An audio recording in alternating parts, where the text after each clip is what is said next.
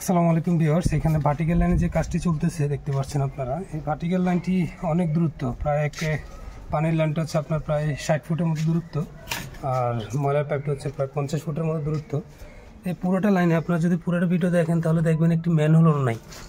এখন এরা যে কাজ করতেছে কেন ম্যানহোলগুলো ব্যবহার করলো না বা কেন ম্যানহোল ছাড়া করতেছে, শিয়াব এই যে কাজ করতে এখানে এত বড় 60 ফুট একটা জায়গার মধ্যে, পুরোটা জায়গার মধ্যে একটা ম্যানহোলও ব্যবহার করলি না।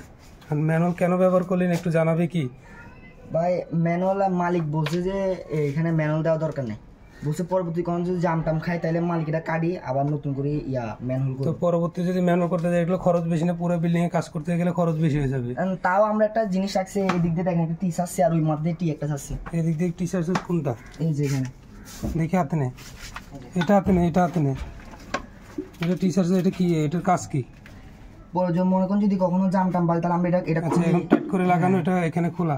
এটা কি ওই মাথা পর্যন্ত? কি ওই মাথা আছে, মানে সোজা এটা যখন গেছে এটা এই মাথা পর্যন্ত, ওই মাথা এরকম একটা জয়েন আছে, ডোর আছে, মানে ডোর যেন খুলতে পারে, মানে ম্যানুয়াল ব্যবহার করতে নিষেধ করছে। হ্যাঁ, এটা কি মালিকের নিষেধে না তোরা করছ? না, মালিকের নিষেধ, এটা মালিকের নিষেধ। আচ্ছা, যাই হোক, আপনারা যারা কাজ করেন তারা অবশ্যই খেয়াল রাখবেন, এই যে ম্যানুয়ালগুলা চাবেন, চেষ্টা করবেন ম্যানুয়াল দেওয়ার জন্য। হয়তো মালিক খরচ বাঁচাতে অনেক সময় অনিচ্ছা প্রকাশ করে যে ম্যানুয়াল দিবে না, কিন্তু এগুলো একটা জরুরি কাজ।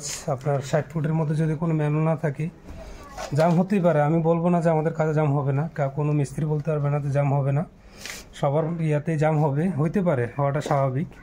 তো চেষ্টা করবেন কিছু জায়গা রাখার জন্য, পরিষ্কার করার জন্য। তো আল্লাহ হাফিজ, দেখা হবে পরবর্তী ভিডিওতে। আর কমেন্ট বক্সটা মুক্ত আছে আপনাদের জন্য। আল্লাহ হাফিজ।